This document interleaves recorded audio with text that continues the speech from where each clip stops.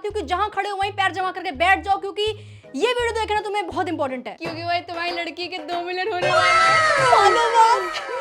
मुझे नहीं पता था यार कि 1 मिलियन से 2 मिलियन पे आने में बरसों लग जाएंगे। हे भगवान, इतनी खुशी। हाँ, तो बात ये है कि 2 मिलियन की खुशी में मैं सोच रही हूँ कि कुछ गिव अवे करूँ, लेकिन ऐसा कुछ इमीडिएट नहीं सोचा है कि करना क्या है, लेकिन सोच लेंगे। तो तब तक तुम लोग सब्सक्राइब करके रख लो, बाकी मैं फिगर आउट करती हूँ कि क्या गिव अवे कर सकते हैं जो इंटरेस्टिंग सा मजेदार हो। Let's see. हम करते हैं प्रबंध। बिग बॉस हो गया फाइनली खत्म और सना मकबूल बन गई है विनर। वो सब तो ठीक है, लेकिन हमको चाहिए ड्रामा, तो इसलिए हम तुमको भी ड्रामा ही दिखाएंगे। वही देखने तो आते हो तुम, और क्या देखने आते हो? आइए देखते हैं, मजा आएगा। गोलू सॉरी, मैंने तुझे बहुत रुलाया, बहुत इमोशनल हुई गोलू बिकॉज ऑफ मी। मेरा कोई ऐसा डिसीजन था जो बहुत ही ख़राब था और वो मुझे रियलाइज़ हुआ कि नहीं, ऐसा नहीं होना चाहिए। मैं पब्लिक के कमेंट्स वगैरह पढ़ के ना बहुत ज़्यादा डिप्रेस्ड हो गई।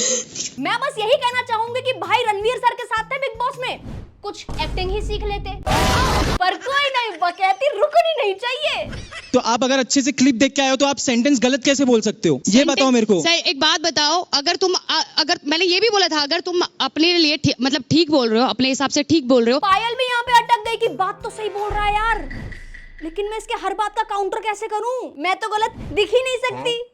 तू मुझे गलत मत बोल, तू खुद को गलत बोल, तू खुद की औकात देख। कुछ नहीं भाई, ये सब ड्रामा है। आने वाले समय में बहुत सारा कंटेंट देने वाले हैं ये तीनों, तो भाई सब्सक्राइब कर लो, भर भर के वीडियोस आने वाले हैं। वैसे भी वीडियोस देखने वालों में से 80% लोगों ने सब्सक्राइब ही नहीं कर रखा। कर लो यार, 2 मिलियन करा दो मेरे प्लीज। इतना नहीं करोगे प्लीज। तो ड्रामे से थोड़ा सा बाहर निकलते हैं और बात करते हैं पेरिस ओलंपिक्स की। सबसे पहले तो भाई बन्नू भागर के लिए तालियां बजा दो, फोन नीचे रख दो, तालियां बजाओ। लेकिन 2 मेडल्स ले आई ओलंपिक्स में भारत के लिए शूटिंग में, और फिर इंटरव्यू में कहा कि गीता का श्लोक दिमाग में चल रहा था। भगवत गीता का जितना रेलेवेंस हमारे आज के भी समय में है, उतना मुझे काफ़ी आश्चर्यचकित करता है कि कितनी सदियों पुरानी चीज़ वो आज भी हम अगर ध्यान से पढ़ें तो उसका मतलब हम आज भी अपने रोज़मर्रा की ज़िंदगी में उसको ढाल सकते हैं, उसको यूज़ कर सकते हैं, इस्तेमाल कर सकते हैं। ये है ना असली आइकन, असली आइडल। सिखा रही है लोगों को कि अपने रूट से जुड़े रहो। अपने इतिहास में बहुत सारी ज्ञान की बातें हैं जो आज तक रेलेवेंट है, पर वो क्या है ना, आजकल लोग कूल बनने के लिए बोलते हैं कि यार ये सब तो मिथ है। चुप हो जा, 7वीं fail. I mean, I love aloo paratha, love for aloo paratha.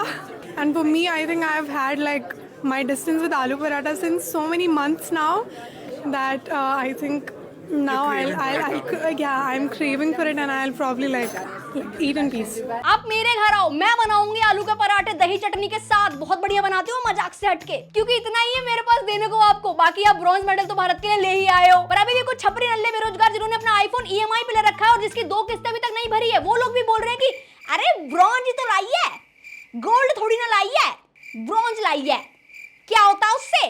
हैं? ए चमन, तेरे पे आईफोन की किस्तें तो भरी नहीं जा रही है, बाप के टुकड़ों पे तू पल रहा है, और अब ओलंपिक्स कैसे जीत के लाना है उसकी सलाह तू देगा। पढ़ाई लिखाई करने की उम्र में जो बंदा देश के लिए कुछ कर रहा है उसको उल्टा सीधा और बोल रहा है। नहीं मतलब तेरे से ट्रेनिंग लेगा इंसान की निशाना कैसे लगाना और ब्रॉन्ज की जगह गोल्ड कैसे लेके आना है, एक रैप्टा पड़ेगा ना। बाप की चड्डी फटी पड़ी है, घर में चूल्हे नहीं जल रहे, अब बेटा और देखो जो लोग ऐसा बोल रहे हैं ना कि यार गोल्ड नहीं आया, ब्रॉन्ज में क्या खुश होना भाई, तुम भी तो नहीं लेके आए थे 99% अपने 10th और 12th में, तो क्यों जा रहे हो कॉलेज? घर पे रहो ना। वही बात है, ये काम करूं डैश भर, ज्ञान डैश करूं रात भर, डैश तुम भर लो।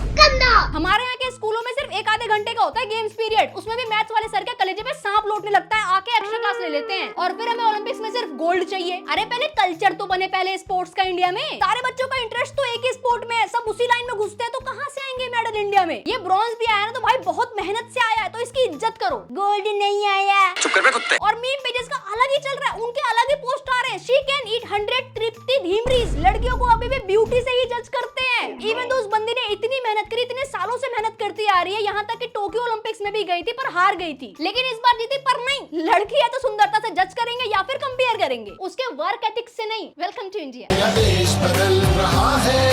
एनीवेज गाइस, मैं बस इतना बोलूंगी कि जो भी मेडल आ रहा है ना उसमें खुश रहो यार, सामने वाले बंदे को अप्रिशिएट करो, क्योंकि विदेशों में लोग अपना पैशन फॉलो करते हैं और इंडिया में पहले ग्रेजुएट होते हैं और फिर घर संभालने की जिम्मेदारी में अपना पैशन मार देते हैं। तो अगर कोई अपना पैशन फॉलो कर रहा है तो दिल से सपोर्ट कर दो। ओके, वापस से आता है बिग बॉस पे, क्योंकि मजा तुमको उसी में आता है, मुझे पता है अच्छे से। देखो समझ नहीं आ रहा कि ये वाला कैसे बताऊं, बताना चाहिए भी कि नहीं। पहले तो लास्ट वीडियो में मेरे से थोड़ी सी गलती हो गई थी, मुझे लगा था कि कटारिया को जो है वोटिंग के थ्रू बाहर निकाला गया है, जिसकी वजह से मुझे बहुत सारी गाली दे दी भाई, भर भर करके नाराज हो गए थे लगता है लोग मुझसे। देन मैंने वीडियो में जल्दी से चेंजेस कर दिया सॉरी। बट भाई मुझे समझ में नहीं आ रहा कि इविक्शन में कटारिया के साथ बहुत बुरा हुआ या फिर इसमें। रकद छोड़ तो नहीं देगा मने तू, मेरी बाह में बस बार रखी।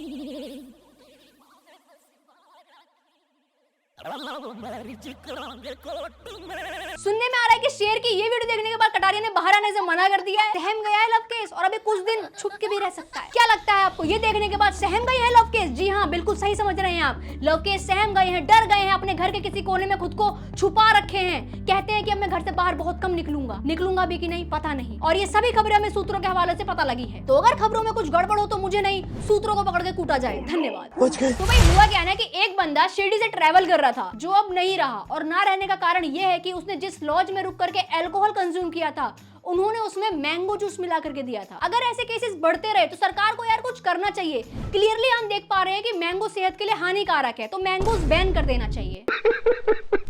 पहले अल्कोहल से ये बंदा वायरल हुआ और अब ये केस। लड़कों में तो अल्कोहल को लेकर के डर का माहौल है, दोस्त के साथ पी रहा है तो अलग डर, अगर अकेले पी रहा है तो भी अलग डर। पूरा परिवार डरा हुआ यार। ज्यादा सीरियस हो गया क्या? चलो आगे बढ़ते हैं बॉलीवुड की तरफ। तो भाई रणवीर कपूर ने बोला है कि जब वो 20 साल के थे तब वो आलिया भट्ट से मिले थे जब वो 9 साल की थी। She's 11 years younger to me.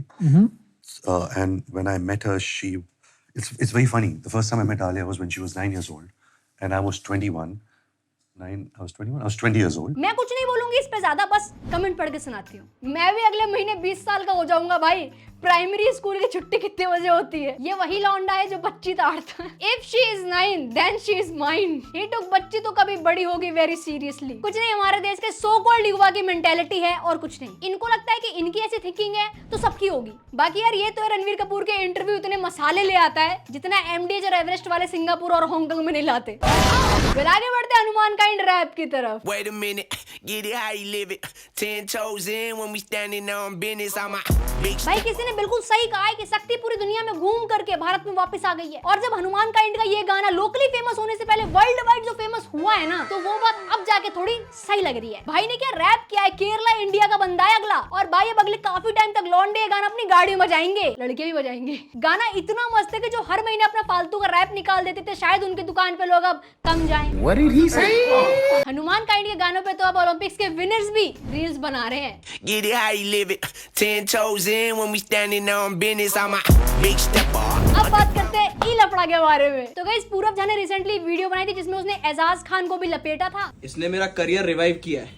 मेरे सारे फैंस इसको थैंक यू बोल दो। चलो फटाफट। कोई नहीं सर, आपको फेम मिल गया ना, आप खुश रहो। फिर भाई जो जली है एजाज की, तुम ये देखो पहले। और वो पूरब जाने अच्छा एक्टिंग अच्छी करता है बेटा तू, लेकिन मेरे बारे में गलत बताया तूने। आपकी एक्टिंग इतनी अच्छी नहीं क्या हो? अरे मेरी एक्टिंग कहाँ से कर सकेंगे बचकाने? एक्टिंग तूने अच्छी किया बेटा, लेकिन तूने मेरे बारे में जो दिखाया ना, वो अभी तक अदालत ने भी प्रूफ नहीं किया है जो तू बोल रहा है मेरे बारे में। अभी मैं क्या, ये दिल्ली के सब कबूतर लोग को उड़ा दिया। तू तो पोपट भी नहीं है बे, चिड़िया भी नहीं है, लेकिन फिर भी तेरे को लाऊंगा नहीं। मैं तेरे को कैसे करके बुलाऊंगा देखना तू। तेरे को भी मालूम नहीं पड़ेगा, तू मेरी गोद में आके बैठ जाएगा और फिर तेरे को वीडियो डिलीट कराऊंगा और 3 बार उठ बैठ करके सॉरी बुलवाऊंगा। टैलेंटेड है तू, लेकिन मेरे बारे में तूने गलत बताया। भाई के बगल में बैठ करके अगर कोई सांस भी लेता होगा तो भाई ऑफेंड हो जाते होंगे कि तेरी माँ की। ऑनलाइन धमकी देना इतना आसान हो गया है क्या? पहले अपना माइटी राजू अहमदाबाद चला गया, अब ये इतनी बॉडी बनाई है, कहने को गैंगस्टर है, 10-15 लोग साथ लेके घूमते हैं, और अब अपने बच्चे की उम्र वाले से फेम मांग रहे। भगवान ऐसी लाइफ किसी को मत देना, ऐसी हरकतें करनी पड़ जाएं। अपने से छोटे भाई, छोटे, इतने छोटे चलता भाई, इतना छोटा चलता, इतना छोटा भाई, इतना छोटा नहीं दिख रही ना मैं, बस इतना ही छोटा, इतने छोटे से फेम मांग रहे। बताओ ये कोई बात थोड़ी ना होती है यार, साले मजाक बना के रखते। वेल दोस्तों, आज की वीडियो के लिए बस इतना ही। Thank you so much for watching and yes don't forget to do like share and subscribe. Radhe Radhe, take care, bye bye and subscribe करना मत भूलना प्लीज। 2 मिलियन करा दो, बाय।